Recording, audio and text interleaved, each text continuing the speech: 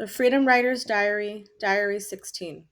Dear Diary, we just finished reading Romeo and Juliet. I couldn't believe that Juliet stabbed herself over a guy that she only knew for a few days.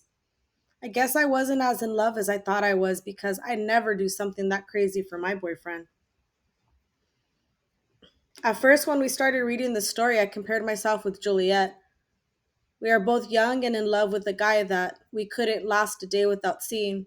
Only Juliet fell in love at first sight, and it took me 2 months to supposedly be in love. Running away seemed like an easy way for us to rebel against my parents' disapproval of my boyfriend. Yet, it didn't come out the way we had planned. Juliet's parents found her dead next to her boyfriend. Unfortunately, my parents found me alive next to my boyfriend.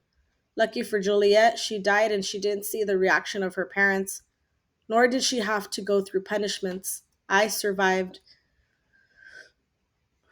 And unlike Juliet's parents, my parents didn't welcome me with tears falling down from their faces. Instead, when my parents arrived at my boyfriend's house, my mother was the first to get out of the car. As she looked into my eyes, I felt the shame I had caused her. She headed toward my boyfriend and started screaming and lecturing him. My dad came toward me, cussing and screaming. Unexpectedly, he punched me in the eye. Then, he switched places with my mom. She grabbed my hair and pulled me toward the car while he yelled at my boyfriend. I fell because I was wearing high heels and my mom was moving too fast. She screamed, Levántate, get up. My shoe fell off, I cried. She picked up my platform shoes and I got up. She pushed me into the car and started hitting me with my platform shoes. I held my hands up to my face and felt the heel of my shoe bruising my hands.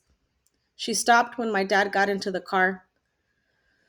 When we arrived home, my mother kept screaming at me, Eres tan estúpida por irte con un muchacho que ni siquiera conoces. You are so stupid for running away with the guy that you don't even know. I wonder how Juliet's parents would have reacted to their daughter's actions and how Juliet would have responded. I just went into my room, not saying a word. My parents followed me. They kept telling me that I couldn't see my boyfriend ever again. They put me on restriction. I wasn't allowed to use the phone, have any company, or go out with anybody. That's why I'm here in Miss G's class right now. My mother thought it would be best for me to attend a school near her work and in a different school district that was at least 1 hour away from home.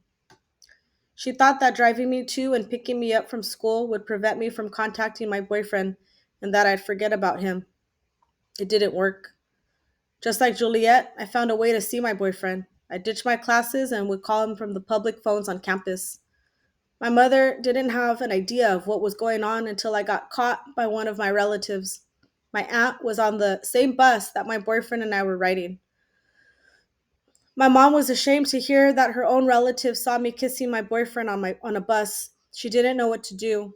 Finally, my parents decided that I could be with my boyfriend under one condition, that my boyfriend and I waited until I turned 15.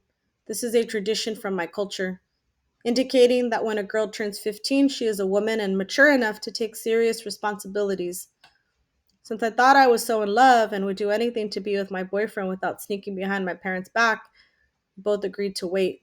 So we stopped seeing each other just before my class got to the end of the story. I hate to admit that my parents were right all along. How can we both believe that we were so in love with each other if we didn't even take the time to really know each other? I was too young and stupid, like Juliet, to fall in love.